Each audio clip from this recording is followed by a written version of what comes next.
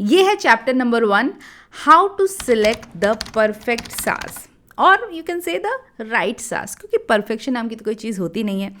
तो कैसे सिलेक्ट करें सही सास? तो अगर तुम्हारी शादी होने वाली है या फिर तुम सोच रही हो कि फ्यूचर में जब शादी करो तो कैसे पता लगाएं कि ये जो औरत है, जो चाहे वो अरेंज मैरिज हो चाहे फिर लव मैरिज हो, किसी भी सिचुएशन में ये जो औरत है जो तुम्हारे हस्बैंड की मम्मी है, वो तुम्हारे लिए सही सास है या नहीं? क्योंकि देखो, हस्बैंड तो तुम सही सिलेक्ट कर लोगी, भले वो तुम्हारा बॉयफ्रेंड हो जिससे तुम शादी करना चाहती हो या फिर अरेंज मैरिज सेटअप में तुम्हारी सगाई हो रखी हो, लेकिन हस्बैंड वाइफ का जो रिश्ता होता है ना, वो लड़ेंगे झगड़ेंगे आपस में, लेकिन बाद में इन लोगों का पैचअप हो ही जाता है, अनटिल अनलेस कि कुछ ज़्यादा ही बड़ी खामियां हों, जैसे कि एक्स्ट्रा मैरिटल अफेयर चल रहा हो या नशे जैसी बुरी आदतें हो या फिर डोमेस्टिक वायलेंस हो। तो इन तीनों केसेस में तुम्हें ये सोलोकास्ट नहीं देखना है, सीधा जाओ लीगल एडवाइस लो, प्रॉपर रूट लो।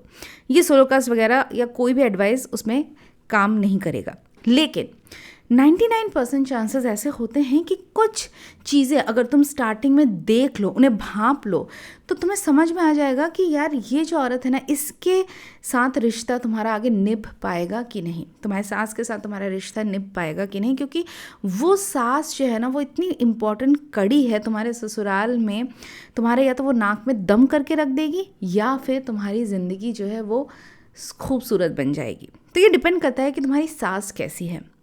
तो कैसे चुने द राइट सास, यही है आज का चैप्टर नंबर 1। तो ठीक है, लेट्स बिगिन।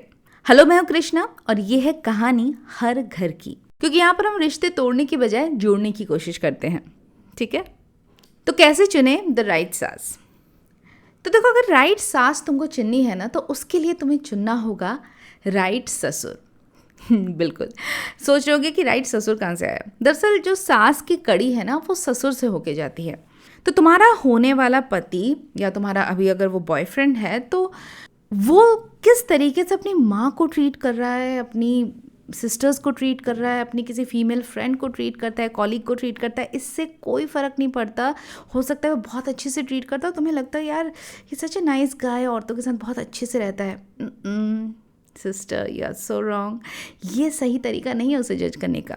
अगर तुम्हें उसे सही तरीके से जज करना है तो देखो कि उसका बाप कैसे उसकी माँ को ट्रीट करता है, क्योंकि 99% चांसेस ये हैं कि वो तुम्हें उसी तरीके से ट्रीट करने वाला है। देखो क्या होता है ना, कि हो सकता है कई बार ना वो लड़के जो अपने बाप को पसंद नहीं करते, अपने माँ के साथ उन्होंने देखा हो कि उनके फादर के रिलेशनशिप बहुत ख़राब रहे हैं, उन्हें प्यार नहीं किया, उनको हमेशा इग्नोर करते रहे हैं, और अपने पिता के साथ उनकी एक अलग ही एक एनिमिटी सी हो जाती है। और कहीं ना कहीं तुम्हें लगता है कि यार ये तो बहुत केयरिंग है अपने माँ के प्रति, अपने सिस्टर्स के प्रति या फिर और बाकी औरतों के प्रति, तो ये मेरे प्रति भी बहुत केयरिंग होगा।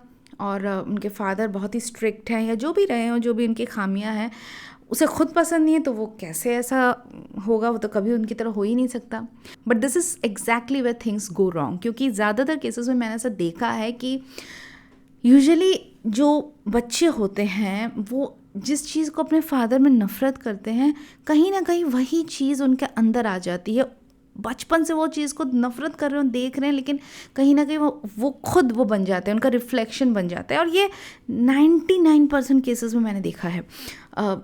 कुछ एक ऐसे एक्सेप्शंस होंगे, डेफिनेटली हर चीज़ का एक एक्सेप्शन होता है, तो हो सकता है कुछ एक्सेप्शंस हो, लेकिन 99% चांसेस है कि अगर उसके फादर को बहुत गुस्सा आता है तो उसे भी बहुत गुस्सा आएगा, अगर उसके फादर शॉर्ट टेम्पर है तो वो भी शॉर्ट टेम्पर होगा।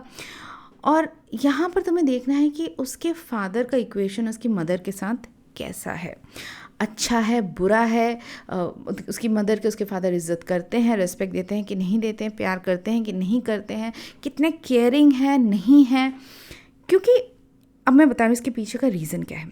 रीज़न ये है कि जब एक औरत को अपने पति से प्यार नहीं मिलता है तो वो कुंठित हो जाती है, वो उस प्यार को ढूंढने की कोशिश करती है अपने बेटे में। Exactly this is what most of the women do, कि वो अपना सारा एनर्जी, अपना सारा फोकस अपने बेटे पे लगा दी होगी, तो अपने बेटे को पालने में, पोसने में उसे बहुत ज़्यादा पॉजेसिव होगी, उसे प्यार कर रही होगी, विच इज़ ऑल फाइन। लेकिन कहीं ना जब तुम इसके बाद पिक्चर में आ जाओगी तो उसको लगेगा कि यार ये औरत ना थ्रेट है, ज़्यादातर ऐसा होता है कि she will start feeling insecure. और अगर ऐसे में अगर वो फाइनेंशियली भी अपने बेटे पर डिपेंडेंट है, then things are going to be very very ugly. क्योंकि चांसेस हैं कि उसे लगेगा कि तुम आते ही कहीं उसकी पोजीशन डगमगा ना जाए, वो प्यार जो वो स्पेशल फील उसको अपने पति से मिलना चाहिए था वो नहीं मिला। अब उसका बेटा उसको इतना कर रहा है, उसको इतना प्यार कर रहा है, स्पेशल फील करा रहा है, उसकी इतनी इज्जत करता है, एकदम से उसे लगेगा because she was starving all this while. और अब जब उसका बेटा बड़ा हुआ, उसे ये सारी चीज़ें फील होने लगी, एकदम से जब तुम आ जाओगी ना तो उसके अंदर एक डर बैठ जाता है। एंड ज़्यादातर केसेस में ये जो औरतें हैं, जो सास होती हैं, वो यहीं पर गलतियां कर बैठती हैं कि वो अपनी बहू को एज ए थ्रेट समझने लगती है और फिर वो कोशिश करती रहती है कि उनकी पोजीशन जो है वो कहीं पर भी ना डगमगाए, उनकी पोजीशन जो, उनका जो वर्चस्व है उस घर में वो बरकरार रहे। लेकिन इसके ही उलट एक ऐसी औरत जिसका हस्बैंड उसे बहुत प्यार करता है, उसकी केयर करता है, उसकी रिस्पेक्ट करता है, दोनों घूमने जाते हैं साथ में, बहुत उनमें प्यार है, वो अपने बेटे को भी प्यार करेगी, लेकिन वो जो उसके अंदर एक एम्प्टीनेस नहीं होगा, वो उसे ढूंढने के लिए, वो खालीपन या वो स्पेशल फील कराने के लिए हमेशा she will not look at her son. उसके पास उसका हस्बैंड है और दे आर नॉट कुंठित people in their life. So इसलिए हमने अक्सर देखा होगा ना कि जो बेटा परिवार में अगर एक से ज़्यादा बेटे हों, तो जो बेटा अपनी माँ की सबसे ज़्यादा केयर करता है ना, घर के लिए करता है, परिवार के लिए करता है, माँ के लिए करता है, उसकी बीवी हमेशा सबसे ज़्यादा दुखी रहती है। हर कोई उसकी बीवी को सबसे ज़्यादा परेशान करता है, स्पेशली सास। ये एक बहुत कॉमन ऑब्जर्वेशन है कि जो बेटा परिवार का सबसे ज़्यादा अपनी माँ के लिए करता है, उसी की बीवी को उसकी माँ सबसे ज़्यादा परेशान करती है। रीज़न यही कि आप कर रहे हो, अगर आप नहीं कर रहे, अगर आपका पति नहीं कर रहा है ना, तो उसकी माँ की कोई एक्सपेक्टेशन ही नहीं रहेगी कि हाँ ये तो ऐसा ही है, मुझे भी नहीं करता, भाड़ में जाए, नहीं करता, किसी के लिए नहीं करता तो जाए, कोई फ़र्क नहीं पड़ता। लेकिन वो बेटा जो राजा बेटा है, जो सब कुछ कर रहा है, उनको रिस्पेक्ट दे रहा है, उनको फाइनेंशियल उनकी नीड्स पूरी कर रहा है, उनकी इमोशनल जो नीड्स हैं उन्हें पूरी कर रहा है, उनके लिए एक सपोर्ट सिस्टम की तरह खड़ा है, एक ढाल है, जैसे ही तुम आ जाती हो पिक्चर में तो उनको लगता है कि यार कहीं ये बदल ना जाए, कहीं हमें जो ये पैसा, प्यार, रिस्पेक्ट, ये सब जो हमें फील हो रहा है ना, मिल रहा है, वो कहीं इस औरत की वजह से हमारे हाथ से चला ना जाए। इसीलिए इस औरत को कंट्रोल करो, इसके रिलेशन को कभी भी इसको घर में हावी मत होने दो। और सब स्पेशली सास लग जाती है तुम्हारी लाइफ को ख़राब करने। And most of the cases ऐसा लड़का for the outside world he is a achiever, he is successful, क्योंकि उसके पास पैसा है, वो बहुत अच्छा है, वेल मैनर्ड है, वेल बिहेव्ड है, घर वालों से उसका अच्छा इक्वेशन है, तो he is a perfect guy for marriage. लेकिन शादी के बाद सब कुछ अलग। This is the reason. अब होता है क्या है ना कि अगर तुम्हारी ऐसे लड़के से शादी हो जाती है जिसके फादर उसकी मदर के साथ, उसके रिलेशनशिप उसके फादर मदर के अच्छे नहीं हैं, लेकिन उसके बहुत अच्छे अपनी माँ के साथ, अब तुम लोग जो शादी के बाद जैसे ही बाहर जाओगे, सपोज कहीं घूमने जा रहे हो, कुछ जाओगे, तो she will always become the third wheel. उनको भी साथ में जाना, उनको भी उन्हें लगेगा यार अब तक तो मेरा बेटा मुझे हर जगह लेके जाता था, अब देखो बहू के आते ही अकेले दोनों जा रहे हैं। तो कहीं ना कहीं हमेशा उसको ना साथ में या तो जाना होगा या फिर कोशिश करेगी कि तुम लोग भी ना जा पाओ, क्योंकि उसको वो चीज़ जो अपने हस्बैंड से नहीं मिल रही थी, जो स्पेशल फील कराना या उससे जो सबसे पहली प्रायोरिटी रखना, जो उसको हस्बैंड को एक्चुअली करना चाहिए था, वो अपने बेटे से एक्सपेक्ट कर रही है और उसका बेटा कर भी रहा था। अब जैसे तुम आ जाओगी, या तो वो तुम, of course you will be the first priority, you should be the first priority, लेकिन मोस्ट ऑफ द केसेस में क्या होता है ना, ये बेटे लोग भी अपनी माँ को फिर कहीं जोरू का गुलाम ना कहलाओ और माँ को कहीं दुख ना पहुंच जाए कि यार अब तक तो मेरा बेटा मुझसे बहुत प्यार करता था, एकदम से बहू क्या बदल गया है, तो वो फिर अपनी माँ को ही एज़ यूजुअल फर्स्ट प्रायोरिटी रखेगा और तब तुम्हें हो सकता है ख़राब फील हो। लेकिन जहाँ पर एक बहुत ही सिक्योर औरत है जिसे अपने हस्बैंड से प्यार मिल रहा है, सब कुछ मिल रहा है, वो कभी भी इनसिक्योर नहीं होगी तुम्हारे आने से, मोस्ट ऑफ द केसेस में नहीं होगी। तो हमेशा whenever you are looking for the right सास, always look for the right ससुर।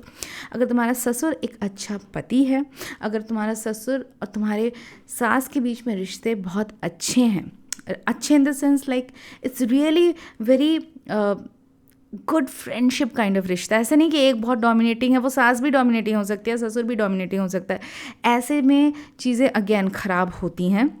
लेकिन जहाँ पर आप देखो ना कि दोनों बीच में बहुत प्यार है, बहुत अच्छे से रहते हैं और उनके रिश्ते में दे आर वेरी मजाक करना, holding hands, going out together, you will enjoy that house hold will be very welcoming towards you. तो वहाँ पर अगर तुम दोनों भी बाहर जा रहे तो कोई रोक टोक नहीं होगी। एटलीस्ट मैं ये एज्यूम कर रही हूँ, क्योंकि मोस्ट ऑफ द केसेस में हमारे इंडियन घरों में यही होता है कि ससुर जो है सास, I don't know for some reason after 50-60 ऐसा करते हैं कि मतलब प्यार दिखाना, हाथ पकड़ना बच्चों के सामने या even in public, even when they are alone, जैसे पता नहीं क्या बहुत बड़ी चीज़ हो गई, अरे 60 के हो गए, but that should not be the case. प्यार हमेशा रिश्ते में बरकरार रहना चाहिए। और औरतें जो हैं बहुत ज़्यादा मतलब शादीशुदा लाइफ में भी लोनली फील कर रही हैं, स्पेशली एल्डरली वुमेन। तो ऐसी औरतें फिर अपने बेटों पे एकदम हर तरीके से इमोशनली डिपेंडेंट हो जाती हैं कि सारा प्यार अफेक्शन बेटा मुझे ही दे। तो एक आदमी जब पूरी तरह से अपनी माँ को देता जा रहा है, तुम्हारे पास उसको देने के लिए रहेगा क्या? तो इसीलिए बहनों, थिंक अबाउट इट। जब भी एक सही सास चुनने की कोशिश करो तो सही ससुर पहले चुनो और देखो कि सास और ससुर के बीच का रिश्ता कितना अच्छा है, और उससे डिटरमाइन करोगे कि तुम्हारे और तुम्हारे होने वाले हस्बैंड के बीच में कैसा रिश्ता होगा। That's it for today. ये था आज का एपिसोड और आगे हम और भी एपिसोड्स लेकर आएंगे। बेसिकली यहाँ पर हमारी कोशिश यही रहती है कि हम रिश्तों को तोड़े नहीं बल्कि जोड़े और कुछ अच्छे तरीके से कोशिश करें कि सब अच्छे से रहे। क्योंकि बहुत सारे सोशल मीडिया में रील्स हैं जो या तो इस तरीके के रिलेशनशिप का सिर्फ मजाक उड़ा के उसे कॉमेडी स्केच बना के छोड़ दे रहे हैं, कोई सल्यूशन नहीं दे रहे हैं, या फिर रिश्ते तोड़ने की बात कर रहे हैं। लेकिन यहाँ पर हम रिश्ते तोड़ने की नहीं बल्कि जोड़ने की बात करेंगे। और औरतों के लिए है ये स्पेशल चैनल।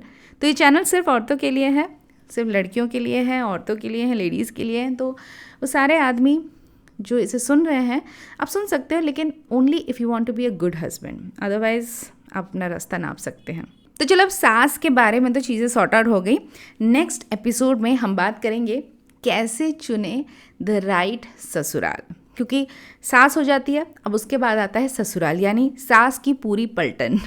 जितने भी और लोग हैं जो ससुराल वाले हैं, कैसे सिलेक्ट करें। मतलब तुम्हारे घर वाले तो हैं ही जो तुम्हारे लिए सही ससुराल सोच कर लाएंगे, लेकिन कुछ और ऐसे बहुत इम्पॉर्टेंट मापदंड हैं जो मैंने अपने एक्सपीरियंस से मुझे लगता है जो बहुत ज़रूरी है before you get hitched. So do stay tuned. और इसके लिए अगर चैनल को सब्सक्राइब नहीं किया है तो सब्सक्राइब कर लेना। मैं मिलती हूँ जल्द एक और वीडियो के साथ। यहाँ पर रिश्ते तोड़े नहीं बल्कि जोड़े जाते हैं, क्योंकि यहाँ पर औरत की दुश्मन नहीं दोस्त है। ये है कहानी हर घर की। Bye and take care.